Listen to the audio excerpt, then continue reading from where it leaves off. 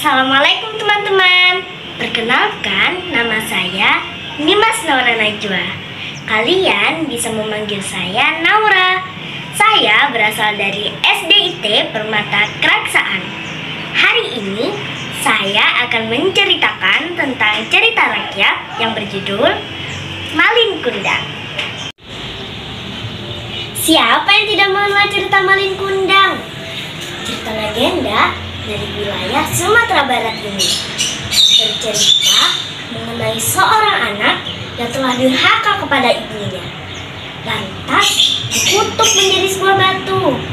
Nauzubillahi min dzalik ya teman-teman. Jangan sampai kita seperti itu ya. Ingin tahu cerita selengkapnya? Yuk dengarkan Naura bercerita. Tokoh dalam cerita Malin Kundang ialah Ibu Rubaya, istri Malin Kundang, dan Malin Kundang. Awal mula cerita Malin Kundang,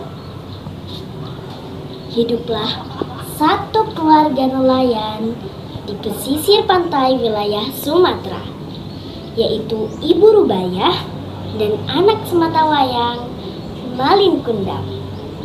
Suami Ibu Rubaya sudah lama meninggalkan mereka dan tak kunjung kembali. Keluarga Ibu Rubaya hidup pas-pasan, sehingga Ibu Rubaya harus bekerja keras untuk mencukupi kebutuhan dia dan anaknya. Malin Kundang tumbuh menjadi anak yang cerdas dan pemberani, meskipun Malin Kundang sedikit nakal. Sejak Malin Kundang dewasa, Malin Kundang pun berpikir untuk pergi merantau di negeri seberang, dengan tujuan ketika ia kembali ke kampung halamannya, ia menjadi orang yang kaya raya. Mulanya, Ibu Rubaya kurang setuju terhadap niatan Malin Kundang. Akibat terus didesak, Ibu Rubaya pun setuju.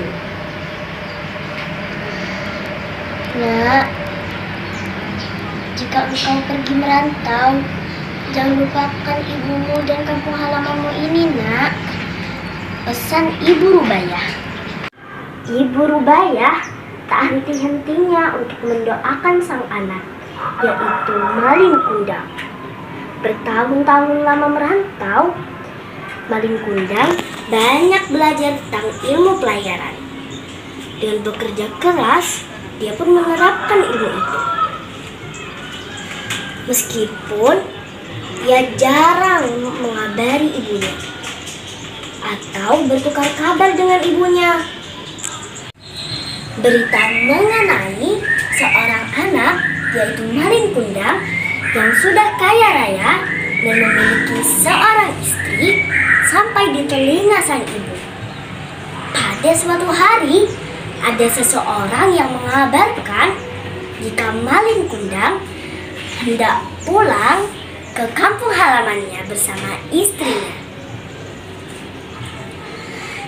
Pada keesokan harinya, terlihat dari jauh sepasang suami istri yang sedang menaiki sebuah kapal besar. Air mata Ibu Rubaya mengalir dengan sangat deras. Ternyata itu adalah anaknya Malin Kundang dengan istrinya yang sangat ia rindukan.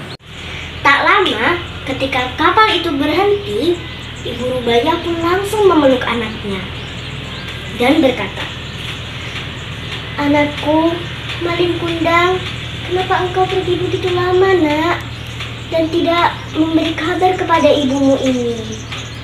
tanya Ibu Rubaya.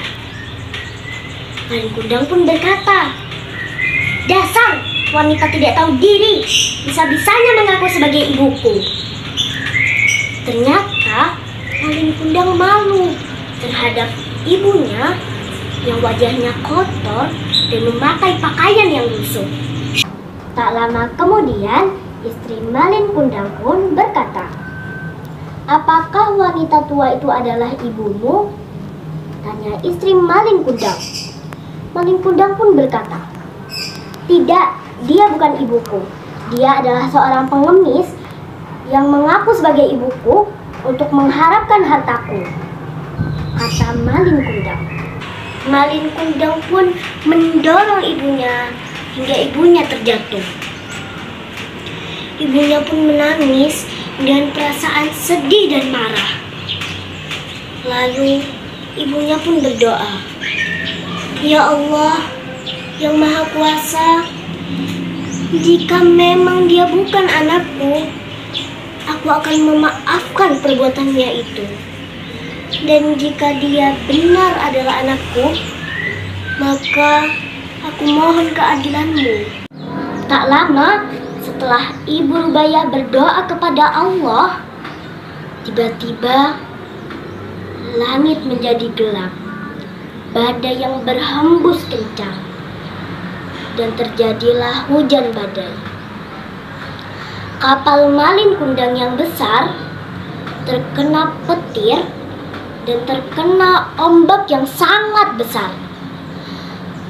Lama-kelamaan tubuh Malin Kundang sangat kaku dan berubah menjadi batu.